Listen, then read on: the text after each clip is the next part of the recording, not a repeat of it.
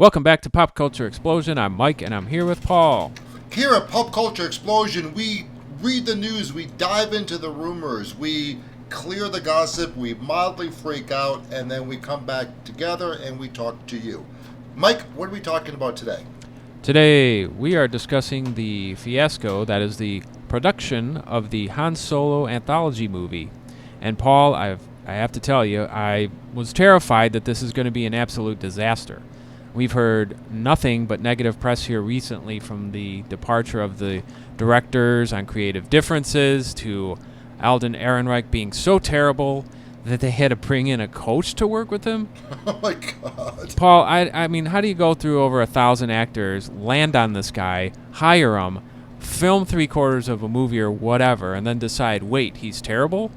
Mike, I'll admit, this is a concern of mine. I don't know this actor. I have nothing but secondhand information. I can't imagine that Alden is as bad as everyone is saying. I mean, how could you beat all those people in auditions, unless your father has something over the head of the casting director? But hey, Mike, before you jump off the ledge, what other complaints have you heard?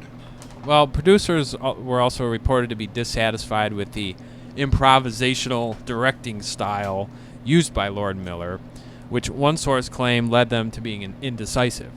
There were also complaints that Lord Miller didn't shoot enough takes of certain scenes to give the editors sufficient material to work with. Although supporters of Lord Miller claim that screenwriter Lawrence Kasdan stifled them creatively by insisting that they read his script verbatim. Look, when Lawrence freaking Kasdan tells you to read his script verbatim, you just do it. You do it. It's freaking Lawrence Kasdan. Oh, Mike. I mean, this is drama. I'll admit this. But this is a different type of drama that we've seen from the DC drama. Yes, from the sounds of it, Disney made a huge, horrible, disastrous mistake of hiring these two directors. But I'll give them redemption. At the end of the day, they fired those directors and brought on Ron frickin' Howard. I mean, that's the difference. When directors are quitting because producers have their heads up their butts, yeah, I get concerned because the producers are leading this.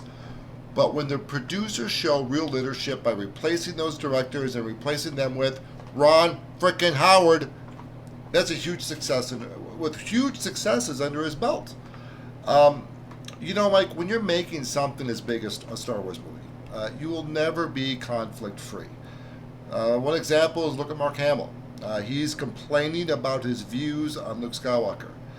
I'm not as concerned about this as you are. I have faith in the leadership of Disney and Ron frickin' Howard, and I expect this movie to be as good, if not better, than Rogue One.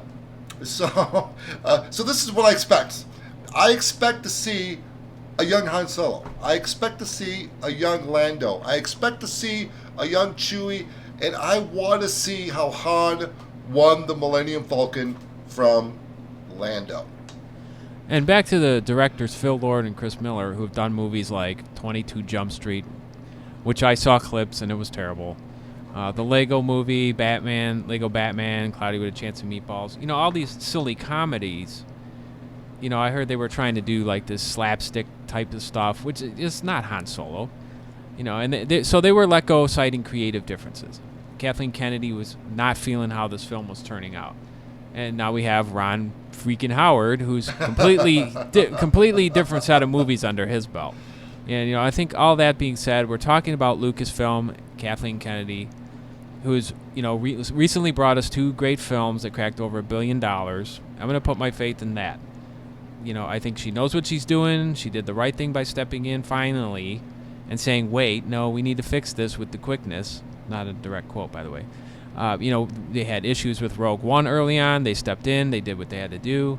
So I do remain optimistic that this will turn out well and that they will do our hero the justice he deserves, as being one of the most iconic film characters of all time. Totally agreed. I mean, Disney will not mess this up. They spent, what, $4 billion purchasing this title? Just, yeah, change. Hundreds of millions of dollars making these 3 films. And the fact that she has to face millions upon millions of Star Wars fans to please, yeah, a job I'm not willing to do. Disney will make a good movie, and for the final sake of their shareholders. So, hey, all you guys that watch this, what are your thoughts? Does the Han Solo movie look like it's going to be a complete train wreck?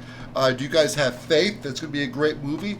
Let's continue the conversation below in the comment section. So, if you see that like button, hit that like button if you enjoyed this video. If you didn't enjoy this video, hit the dislike button. And by the way, if you subscribe to this channel and you've not subscribed yet, you will get your own Millennial Falcon delivered to your doorstep tomorrow morning. So, with that being said, peace out.